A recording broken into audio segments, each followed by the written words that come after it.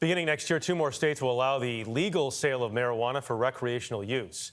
Voters in Maryland and Missouri gave the green light to legal pot in November's election. They'll join 19 other states and Washington, D.C., in which marijuana can be purchased for recreational use. According to 2020 census data, more than 158 million Americans now have access to legal pot in their home state. Despite that, the illegal marijuana trade is still flourishing, even in a state like California, where pot's been legal for 6 years. John Blackstone shows us the cost of these illegal operations. In what can look like a military operation, enforcement officers of the California Department of Fish and Wildlife make their way through dense brush of the Santa Rosa Plateau Ecological Preserve. In densely populated Southern California, this nearly 9,000-acre wildland is largely set aside for wildlife.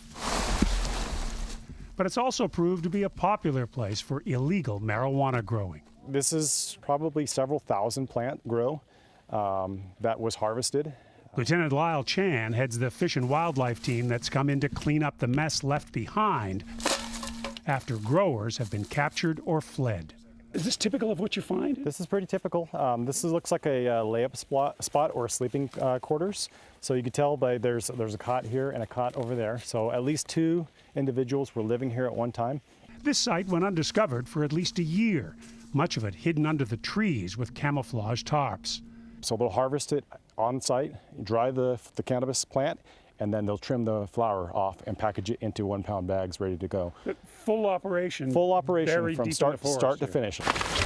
It is exactly the kind of illegal growing that was widely expected to disappear when California voted to make marijuana legal back in 2016.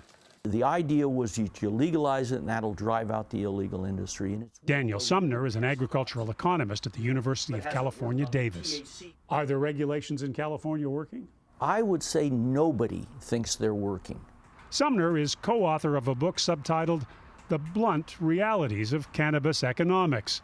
And the reality is, illegal growing still makes economic sense. They're making money. They are selling it without taxes, without regulations. And often, illegal sellers have a long-established customer base.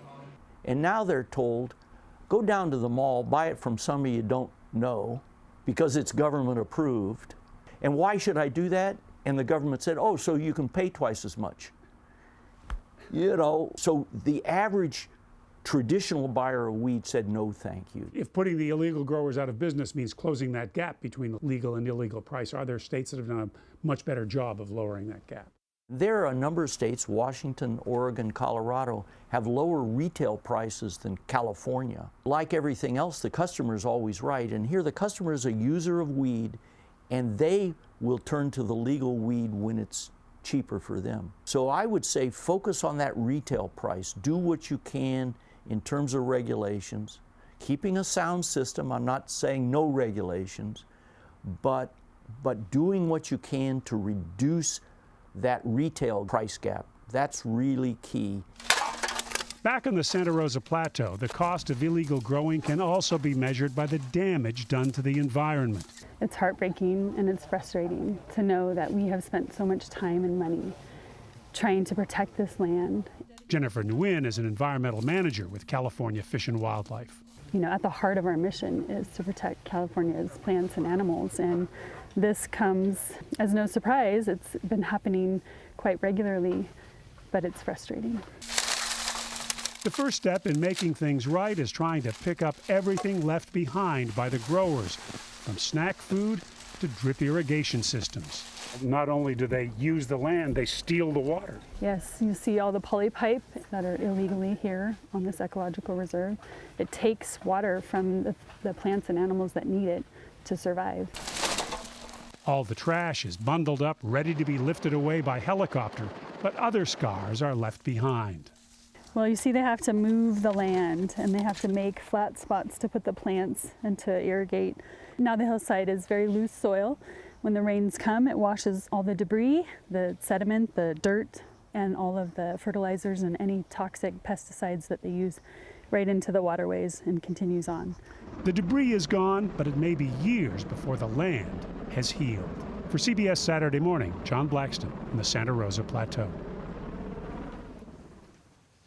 He makes a great point. I mean, if it costs that much more to buy it legally at a store with the regulations and everything else, then people just look to buy it illegally. Yeah. What I didn't think about was that environmental toll. Oh, absolutely. And stealing the water. That was probably the biggest thing. Obviously, you think about that footprint left behind, but stealing the water from those other resources that need it. And then the time it takes for them to sort of live on the land like Yeah. that, it's tough. But a lot going on there.